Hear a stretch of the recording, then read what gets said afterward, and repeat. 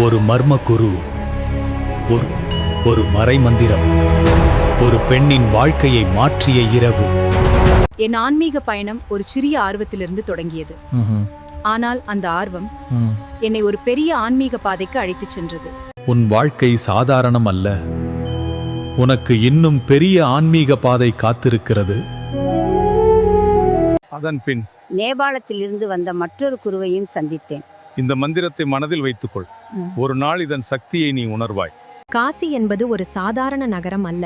இங்கே உலகம் முழுவதும் இருந்து மர்மமான சந்நியாசிகளும் ஆன்மீக குருக்களும் வந்து செல்கிறார்கள். குருக்கள் எப்போதும் நேரடியாக போதிக்க மாட்டார்கள்.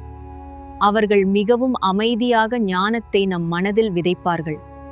நள்ளிரவு 12 மணி. ஒரு நாள் முடிந்து புதிய நாள் தொடங்கும் நேரம்.